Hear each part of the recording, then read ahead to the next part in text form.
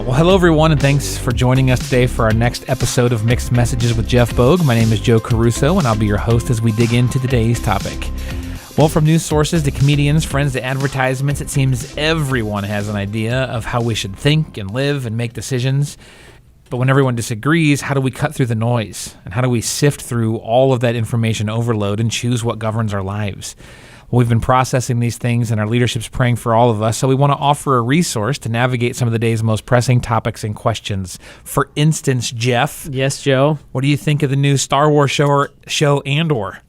It's really good, actually. It is really good. It's fantastical. Like, I happen to be wearing a Star Wars shirt for those of you that are just listening, and I am a Star Wars nerd. There's almost nothing made that I dislike, but it's way better than the other one. Like Rogue One's probably my favorite movie. I'm with you. I like that. Outside of the originals, I like the originals, and I like the newer ones. I don't like the prequels in the middle. You know, where somebody just forgot to go to acting class apparently in those ones. Yeah, but like, even some of the like Boba Fett show, and what's the other one that Mandalorian? Yeah, like they're not nearly as good as this Andor. I like those. They're just different flavors, basically, which is what's unique about Rogue One. Like compared to all the other movies, like Rogue One has this like a grit to it. I think that's what I like about Andor so much. It's a lot of fun. Yeah, I like it a lot. And that's today's episode of Well, you know what's fascinating is like I actually can't. The last good movie I probably saw was Maverick. Oh, so good. And like others have all been disappointing. Mm-hmm. You wonder if all the energy is going into these shows. I mean, it certainly could be. There's some movies out there that I don't know if two pastors can recommend a movie with as many bad words in it as I was about to recommend, but maybe not. There's another movie that came out this summer that was pretty entertaining. Not as good as Maverick, but I really enjoyed that one as well. Yeah. Do you? This isn't today's topic, but like, I always look up the content of any movie I'm about to go see. Like, I go to IMDb. There's always a parent guide. Just tell me what's in the movie in terms of what I don't want to watch or listen to, and I don't like being surprised. So, and I get frustrated, honestly, because they ruin so many movies with so many unnecessary no plot development, just the things thing in it, and so I don't like it because I like movies and I enjoy this stuff a lot. I'm a guy that will watch a movie over and over and over again. Oh yeah. And Heidi, she just cannot understand that. So growing up, we did. But that. I raised my kids right; they watch it with me. Growing up, we did that with Back to the Future. Yeah. We watched it all the time. And then The Sandlot. Yeah. And sure. It was funny because as I got older and then like you can like stream them and stuff, I'm like, wait, there's cuss words in this? Like, I know, you don't remember them. They're not, well, no. We watched the like VHS recorded off of TBS versions, so they weren't there. And so, and neither of those movies are overwhelming, but at the same time, it was just like, oh, I didn't even realize that was in there. I watched movies when I was in college, and I thought they were so funny. So as my kids got like 9, 10, I was like, oh, you guys got to see this movie. And then you watch it with your children, you're like, what in the world was I thinking? Yeah, like but you're just numb and young and dumb, I guess. But yep. Anyway. Well, speaking of which, actually, no, I'm kidding. There's no segue from that to where we're going today. This was this week's episode. Well, we do have a submitted question from one of our listeners, and make sure we're literally on the same page here. Fantastic. All right, so something that the listener says, something that's impacted me from the preaching we get at Grace Church is that we need to be defined and directed by God. Yep. And they have a good friend who it's obvious to them they want to live by their own expectations and then have God prove of it and not consider God in her own life. So the listener's asking, how do I start a conversation about being defined by God with someone who doesn't want to hear it? That's a really good question. The answer probably is you don't.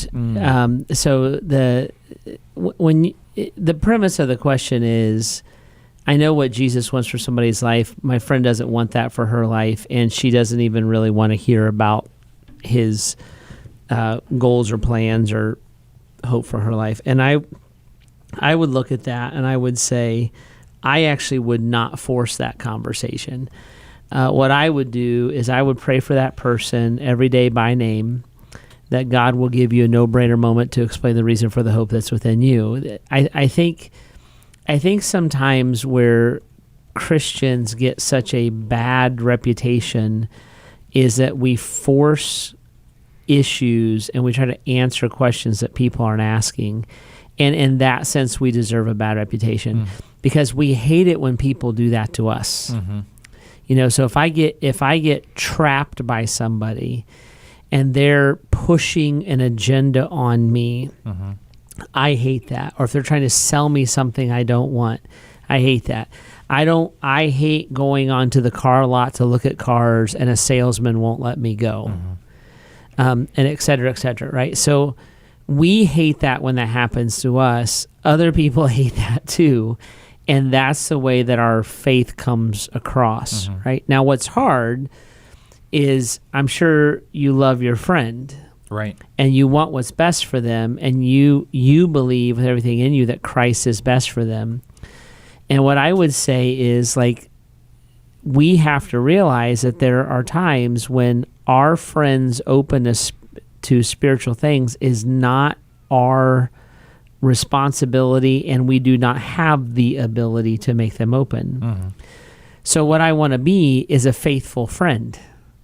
So I want to be present, I want to be close in, I want to be a consistent part of their life, and I want to ask God to work in their heart and to work in their life so that when they become open to the things of God, I am a trusted voice and source in their life, and I can get that expectation. But if it's healthy, I know that, for instance, that it's healthy for me to exercise every day. Sure. But I don't want to exercise every day, right? I just don't want to do it. I own a gym, and I don't want to exercise every day, right? And yet, with your physique, it would appear you do it 8 hours a day. You would think that I exercise every day, but I don't like exercising, right, in that way. You pointing out that I need to do it is actually going to make me less likely to do it. Me deciding that I don't feel good and it's time for me to lose some weight or to exercise at the gym for some reason, me knowing there's a group of people that invite me, welcome me, are glad to see me, and will embrace me. And instead of me walking in, them saying, "What are you doing here? Oh, it's about time." Them saying, "Oh, it's great to see you. You want to work out with me?" Yeah. Right? We would be wired that way. And spiritually, I think a lot of times we're hesitant to wait on the Lord. And instead of looking and trying to understand what God is doing or wants to do in somebody's life, we want to look and say, what can I do, or what do I want to do in somebody's life? And it never works. And it probably pushes them away more than anything else. So I would say pray. I would say be close. I would say wait for an opportunity. And then what that looks like is usually friendship. And let God work in their life and let them be responsive to Him. Yeah, because that friendship leads us to more natural conversations. And so I feel like a lot of times when people are thinking like, I want to share this thing that's on my heart from God, they kind of move from 0 to 60 in 2 seconds flat. Like, man, it's a really nice day out there. Kind of like how Jesus created everything and wants to save your soul, right? Am I right? Yeah. And it's like, whoa, like where'd that come from? I just this last week picked something up from Facebook Marketplace. We changing a room in our basement because our life group's getting too big. We need room for the kids. Nice. And but picked up a little table and chairs, and as they were talking, they're like, "I know it's not in the best shape." I'm like, "Actually, it's fine. Like, what it's going to be used for, it's totally fine." Like, "Oh, really? What are you going to use it for?" And I'm like, "Well, we have a bunch of people at our house every week. We do like a Bible group, and from our church every week, and there's a bunch of kids. So we're like, oh, that's really cool, And I'm like, yeah, it's been really fun. Like, we really, really like it. And I'm like, we live right out. We found out, Facebook Marketplace. You never know where you're going until you make the deal. They live a mile away from our house. And so once that conversation started rolling, I'm like, well, it's right down the street. If you ever want to go, like, we might have to check that out sometime. Like, that'd be great. I didn't get into some big gospel presentation about everything, and because they stopped the conversation. Now, amicably, I actually might see these people at my group in the near future, but they stopped it. I'm just looking for how much conversation are you willing to let happen? That's exactly it. And what you did, there's an old-fashioned concept called God talk. Mm-hmm. And what you did was God talk. Like you were asked a question and you answered it honestly, but you didn't dodge it. You didn't say, I just want it for my basement. Right. What you did was you found a way to answer the question honestly while interjecting God. Mm-hmm. Yeah, we're going to use it for a small group. It's like a Bible study thing that's at our house. Mm-hmm.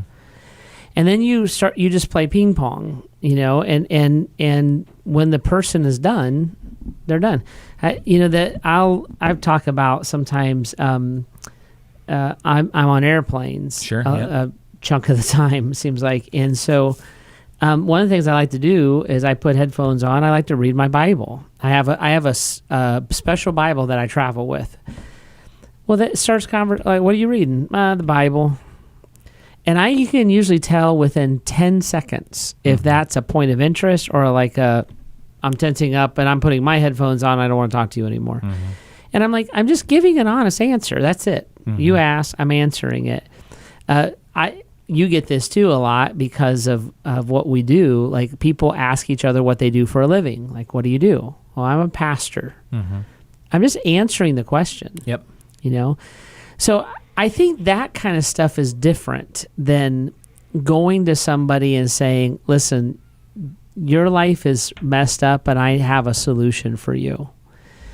That's just me interacting. But here's the thing with friendship. If I'm friends with this person, this is back to the question, I have a friend, a good friend, she says, I have a good friend, then that good friend knows about your faith. And you should talk about your faith. And what are you doing this weekend? I'm headed to church, and then I'm, we're doing a blah, blah, blah. Like, that's a part of your life. There's nothing offensive or pushy about that. Share it. How come you're in a good mood? I just heard this great song on the radio, and it just, I know it sounds weird, but it reminded me that God is good to me. So it just put me in a good mood. Mm-hmm. What'd you do today? Right. It's an honest answer that leaves open a door if somebody wants to walk through it. Yep. If they don't, it's not creepy. Right. Yep. I think that it's funny how we always look kind of in the nature of this podcast. People almost always look for is it this extreme or is it this extreme? And I think sometimes when it comes to talking about Jesus, is it I need to tell everybody every chance I get, whoever comes across my face, or should I just never talk about it unless they explicitly ask me a very specific question? And it's no, it's somewhere in the middle. This God talk concept, I think, is really, really good. It's a UBU kind of a thing, and that's what our culture expects. Mm-hmm. And I'm like, well, but you're a Christ follower, so just be one. Yep. There are so many things about my faith that excite me. Those are really easy to talk about conversationally. If it's just a bunch of facts about anything, I could bore every listener right now for the next 3 hours on my Star Wars nerddom, and I would just be getting started. It's so true. You bore me all the time. All the time. It's a spiritual gift. You're possibly the most boring person I know. What do you mean about Star Wars? Right. Yeah, thanks, Jeff. But I know better than to just start spouting off all these nuances and crazy facts and Easter eggs that I found from this movie to this show or whatever, because that's not where people are at when it comes to this. Yeah. But usually you can say something like, have you been watching that new show Andor? Oh, yeah, it's really cool. Excellent. And you move on. Oh, have you seen that thing? Have you heard about, when you're excited about something, it naturally comes out in that God talk that you're referring to. And so I'm going to make positive assumptions about our listener. If they're vibrantly engaging the Lord and they're, as you mentioned earlier, fervently praying for the no-brainer moments with this person, that's a wonderful marriage where something's going to come up in conversation. And God will make it happen. Mm-hmm. And us waiting on the Lord to open doors is exponentially better than us kicking them in. Mm-hmm. it's not a pass. See, people who are like, you got to tell everybody everything all the time. They're like, Bogue lets them off easy. I'm like, no, I'm not doing that at all. I'm saying let your faith be genuine. Actually share your life with somebody and actually answer the question when it's asked. That's not a pass. That is the work of an evangelist. But it's a sensitivity, because we can actually put God in a bad light, and we can offer a relationship that isn't reflective of the relationship that he offers us. So Jesus did this a lot. Jesus was like, he would say, he who has ears, let him hear. Or he would say, take it or leave it. It's I love you either way. Jesus doesn't make us follow him. Jesus doesn't require that we know all the details about him before we follow him. And he most often met people in their point of need. Yep. And he would do that. And when there was a large response to the gospel, it was always spirit-led, spirit-driven. That's all I'm talking about. And when you come to church and you hear me or Joe or whoever's preaching go through the gospel publicly, you have to remember, like, people came to church. There's nothing about that surprises them, right? So we didn't violate a relationship there. They're not like, we came to a movie and they wouldn't show it until they went through the. We're like, no, you came to church. There's nothing shocking that we're talking about Jesus and God stuff at church, right? That's the relationship. If your friendship, though, that would be shocking if you wouldn't let them leave your family room until you took them through a Bible study. And I just think we have to relax.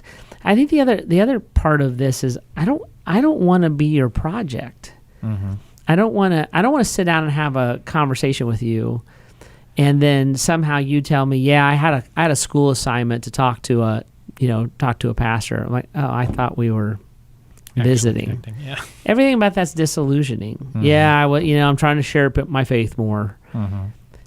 Just live your life for Christ, with Christ. Your friend will love you. Share that life for real. Let God do that work. We a couple series ago, we talked about this concept about how it's not about the transaction, it's about the relationship. Yep. And if you can keep that in mind with these people, anybody that you're trying to share some version of God with, it's not about did you do the thing. It's about how are you connecting them in a relationship with you, and then prayerfully a relationship with God. It's a very different target. Yeah, the concept was, I heard this on a podcast, that there are dear friends and deal friends. And to be friends with someone solely to share Christ with them is actually a deal friend. You're using them on one level or another. To share your life with someone and to share Christ as you share life is what you would do with a dear friend. And so it's just being authentic and loving them. And the greatest act of love that you can do is take them before the Father, pray, and ask that he would work in their life, and then answer the question when asked. Yep, so good. Well, there's always a lot to this conversation, and like you said, so many times people are asking this question about people that they love. And so if that describes you as one of our listeners, please, please, please keep praying for them.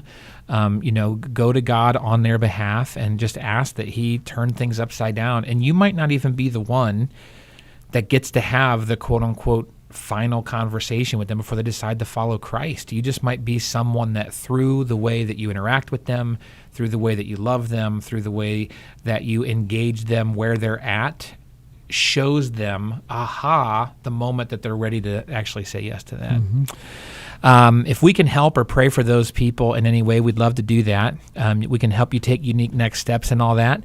And if there are questions that you have that you'd like us to address on this podcast, you can always submit those at bath.gracechurches.org/mixed messages. If you like what you're hearing and you want more of it, make sure you subscribe, follow, rate, and review our podcast. And if you're looking for a church home to come and engage and worship and meet some folks that are trying to do these same kind of ways of following Jesus, you can join us in person here at Grace any weekend. Well, thank you very much for joining in with us today as we continue to seek God's voice through all the mixed messages around us. We'll see you next time.